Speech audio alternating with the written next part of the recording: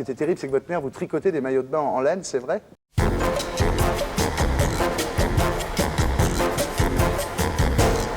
Je reçois maintenant Patrick Cauvin pour la parution chez Albin Michel de Pythagore, je t'adore, un roman dans lequel il dépeint, 4 ans après leur séparation forcée, les retrouvailles des deux adorables ados surdoués de E égale MC2 Mon Amour. Bref, après avoir décrit l'âge tendre des petits génies, Cauvin croque leur âge bête. Patrick Cauvin, bonsoir. Bonsoir. Alors on parlera après, Claude, ce qui est votre vrai nom, Patrick Voilà. Cauvin, on verra ça tout à l'heure.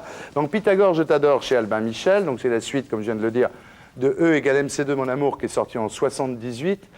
Et alors, le 28 mars 1981, dans La Croix, vous avez déclaré « J'ai toujours détesté donner des suites à ceux de mes romans qui ont du succès, et je ne l'ai jamais fait. » Ben oui. Alors pourquoi êtes-vous revenu sur cette Écoutez, décision? bon, c'est vrai que ça fait 22 ans, ou presque, qu'on me le demande, cette suite. Mais je me méfiais des suites, c'est ce que je voulais dire. C'est-à-dire, bon, Rambo 1, c'est parfait, mais Rambo 2, bon, Ouais. on tire sur la ficelle. Donc je voulais pas. Et un jour, je rencontre dans un salon du livre une dame très gentille et qui m'a simplement fait une remarque. Elle m'a dit, vous savez, monsieur Cauvin, j'aime toujours bien vos livres, mais je ris moins qu'autrefois. Voilà. Vous devenez sérieux. Et là, j'ai pris 30 ans d'un coup, elle m'a terrorisé, je suis rentré, j'ai regardé le bouquin, je me suis dit, mais c'est vrai, elle a raison, je deviens un peu plus grave, on rigole moins, tout ça. Je me suis dit, bon, allez, il faut faire quelque chose, il faut réagir dans ces cas-là. Et donc, je me suis dit, j'ai mes deux petits, là, je les reprends, non pas 20 ans après, parce qu'ils en auraient 30, Oui.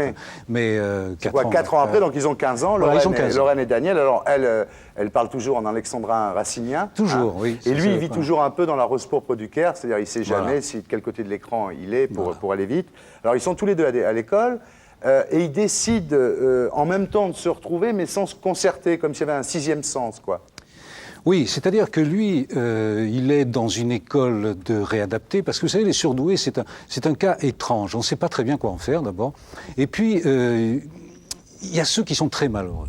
Très malheureux parce que leur intelligence ou leur capacité exceptionnelle les isole un petit peu.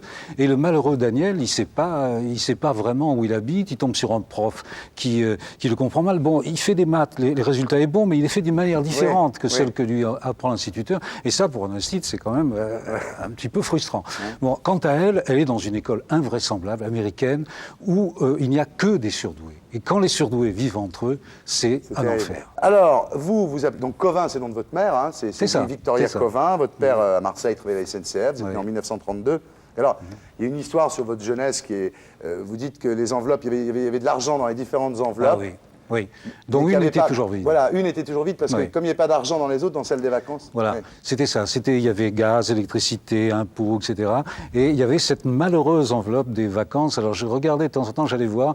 Et alors quelquefois il y avait quelques billets. Je me suis dit ça y est, c'est bon, on part. Et puis 3 jours après, paf, c'était passé sur le gaz, l'électricité, et on partait Il n'y pas. a pas de vacances. Voilà. Et alors pas des votre mère, vacances. ce qui était terrible, c'est que votre mère vous tricotait des maillots de bain en laine, c'est vrai? C'est tout. Non, c'est vrai. Je savais qu'il savait tout, mais ça surprend toujours. C'est vrai? Oui, oui, non, ça c'est vrai. Mais Vous vous savez- savez pourquoi je m'en suis aperçu en plus? Parce que dans Le mari de la coiffeuse, Oui, scénario oui, oui. formidable que vous avez écrit, Oui, oui, je me Rochefort suis se servi de plaint ça. que ça lui gratte Voilà. les Ouais, testicules, ouais, ouais. quoi. Oui, c'était. C'est bien vous, ça. Oui, ça c'est tout à Non, mais c'est un phénomène très curieux qui a disparu, heureusement, pour les jeunes générations. Mais vous savez, moi, je me souviens, je me baignais dans la Marne, j'habitais dans la banlieue parisienne, et je rentrais dans l'eau, et quand je sortais, j'avais l'impression que le niveau de la Marne avait baissé, parce que vous emmagasinez tout. Ah oui, ça pompait, des la choses- laine Ah oui, ça pompait l'eau. c'est extraordinaire. Alors ça, c'est les maillots en laine, mais moi, ce qui était pire, c'est que c'était des maillots en laine détricotés, Oui. qui ont un pouvoir absorbant beaucoup plus fort. Victoria de Mère m'a Ouais. vraiment beaucoup fait souffrir. Alors quand même, à 5 ans, vos parents vous ont offert un guignol et vous avez commencé Oui. à jouer un petit peu, à imaginer des histoires. Et puis, bon, vous avez découvert le cinéma. C'est vrai que découvrir le cinéma avec votre père sur la Canebière, Oui. ça a été quand même le grand moment de votre vie. Et quoi. surtout, j'ai pas découvert le cinéma pour enfants, ça n'existait pas. Tout de suite, j'ai plongé dans des films où il y avait Humphrey Bogart, c'est des films noirs américains de la Warner, c'était bon, un peu avant l'avant-guerre. Et c'est James Cagney, Voilà, Humphrey James Bogart, Cagney, ouais. le premier Frankenstein, je me souviens, Ouais. j'ai pas dormi de 15 jours, mais j'en ai gardé un amour du cinéma qui me tient toujours. Vous savez, j'appartiens à cette catégorie de gens qui, lorsqu'ils sont devant la caisse, ont hâte que la caissière rende la monnaie parce qu'il faut aller vite. Vous êtes quoi, on accro va au pas- cinoche, voilà. quoi. Je suis vraiment accro. Alors en plus, vous alliez le dimanche matin parce que c'était tarif réduit. Voilà, Et ouais. comme vous dites, même quand il faisait beau, parce que c'est vrai, quand on était Ouais, petit, ouais. on allait au cinéma quand il Ouais, pleuvait. Quoi. ouais. Vous alliez Ça, même- c'est la terreur, la phrase que j'ai le plus eu peur d'entendre toute ma vie, c'est « il fait trop beau pour aller au cinéma ». Ça, c'est l'horreur. Alors vous vous retrouvez, ça a été professeur dans un collège d'enseignement technique à Besançon, donc c'est 15 ans, hein, vous avez fait ça, non? J'ai fait ça 15 ans, oui. 15 ans et 15 ans habité dans des HLM. Oui, c'était des HLM, je suis un grand voyageur, j'ai fait Sarcelles, Besançon, la Garenne-Besançon, Argenteuil, enfin j'ai tourné autour de... Et alors vous êtes arrivé à une histoire, c'est votre premier bouquin qui s'appelait Les Classes, hein, quand il a été en vente, vous êtes allé dans une librairie en disant vous avez Les Classes. Oui. Et il l'avait. Ouais. J'étais stupéfié parce que j'y croyais pas trop. Vous, c'était juste pour voir s'il l'avait. Voilà, c'était juste pour voir ce qu'il avait. Et la dame me le sort comme ça, et je l'ai regardé, et je me suis dit, bon, il faut que je l'achète. Alors j'en avais 30 à la maison, j'avais pas un centime. Enfin bon, j'ai sorti le truc, et je me souviens que j'avais pas l'argent pour reprendre le train, parce que j'habitais à Besançon. Je suis rentré à pied chez moi. J'ai fait 15 bornes à pied pour pas avoir l'air con devant la vendeuse et pas lui dire non, je ne le veux pas. Ouais, c'est drôle. Alors en 1974, vous publiez L'amour aveugle, et c'est Lattès, en fait, Jean-Claude Lattès, qui vous conseille de prendre un autre nom, de changer, depuis être Claude Klotz et de devenir Patrick Cauvin. Parce que je commençais à être un peu connu sous le nom de Klotz comme auteur de romans policiers, et il me dit, écoute, là, tu vas... Les types, les lecteurs, ils vont chercher l'assassin, qui a tué qui, etc. Il n'y a pas d'assassin, c'était une histoire très simple, une histoire d'amour. Prends un autre nom. Et je me suis drapé dans ma dignité et j'ai dit non, jamais, pas de ça, etc. Puis j'ai réfléchi, je me suis dit quand même, il s'y connaît bien. Pour les lecteurs, ce sera plus simple. Et je lui ai dit, écoute, d'accord, mais à une condition, c'est que ce ne soit pas un pseudonyme. C'est-à-dire qu'on sache que Claude Cauvin, c'est le même. Il n'y a pas un qui se cache derrière l'autre. Voilà, j'ai deux corps. Vous n'avez pas voulu faire comme Ajar. Non, pas du tout. On ne savait pas effectivement qui était Ajar. Vous avez fait un peu comme Boris Vian avec Vernon Sullivan ou Jacques Laurent avec Cécile Saint-Laurent. C'est ça.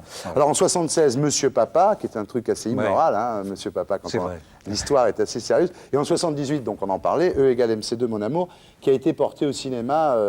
Oui, c'était un réalisateur américain, George Royle, qui a fait L'Arnaque. Qui a fait L'Arnaque, Butch Cassidy le Kid, etc., bon, qui est un grand. Et j'étais très content que ce soit lui. Bon. Et je dois dire, en toute franchise, d'autant plus qu'il me l'a dit à la projection, il m'a dit, je l'ai un peu loupé. Ouais. Et c'est vrai que c'était... habitué, je sais pas, c'était un type qui était habitué aux grands espaces, aux cavalcades, aux combats, aux spectacles. Et là, avec ces deux mômes dans Paris, il était un peu à l'étroit. C'est un peu enfin, c'est quand même pas si grave que quand la télé a pris Rainer, votre héros de Klotz, pour en faire Ranner. Écoutez, si vous voulez qu'on reste sympathie. Voilà, là, c'est quand même là dans le genre. Là, ils vous l'ont flingué quand même. Complet. Louis Vell, qui a joué le rôle, était un acteur intéressant, mais lui aussi, il l'a reconnu, c'était l'inverse. Quand il sortait un revolver, tout le monde avait envie de rire. Oui, c'est ça. Puis en plus, vous aviez des poursuites en bagnole, puis vous n'avez pas de pognon, donc ils mettaient des motos dans un champ. Donc effectivement, c'était un peu décevant. Alors vous dites, Cauvin me rogne les ailes. Et avec Klotz, je m'envole. C'est-à-dire Cauvin, c'est le raisonnable et Klotz, c'est un peu l'halluciné. Oui, là, j'ai peut-être un peu exagéré parce que c'est vrai qu'en fait, ça m'est peut-être plus difficile parfois de faire un Cauvin parce que, je prends un exemple idiot, mais si vous avez une situation où le type ne peut pas sortir, avec un Klotz, je n'hésite pas à le faire passer par la fenêtre. Oui. Avec un Cauvin, comme je veux faire plus réel, il faut trouver un moyen plus raisonnable, plus compréhensible. Mais donc c'est plus difficile. Dites-moi, vous les faites l'un après l'autre? Non, pas du tout. Vous dites pas, je fais un Klotz, un Cauvin. Non, c'est au feeling. C'est l'histoire qui décide. Le sujet décide. Je sais que ça c'est pour Klotz, ça c'est pour Cauvin, et je ne change pas. Vous écrivez vite quand même, vous avez une facilité. Oui. Parce que ça se voit d'ailleurs quand on lit le bouquin. Là, je ne sais pas réécrire. Je ne sais pas le faire. Bon. Et je fais confiance, à tort ou à raison, mais au premier jet, c'est-à-dire... Bon. Si vous faites ce qu'on lit là du premier jet, c'est fort. Oui, c'est ce que je fais. Je pars de l'idée qu'il y a une spontanéité. Vous savez, mais je ne sais peut-être pas vrai, je ne sais pas, je dis ça, mais enfin, j'y crois quand même, que la vitesse d'écriture entraîne une vitesse de lecture. Il me semble que si j'écrivais lentement, on me lirait lentement. Là, bon, mais c'est peut-être faux. Je ne sais pas. Merci en tous les cas, heureux de vous avoir connu. C'est moi qui vous remercie. Et pour être sûr de ne rien rater de Inarditube, abonnez-vous et mettez un pouce bleu.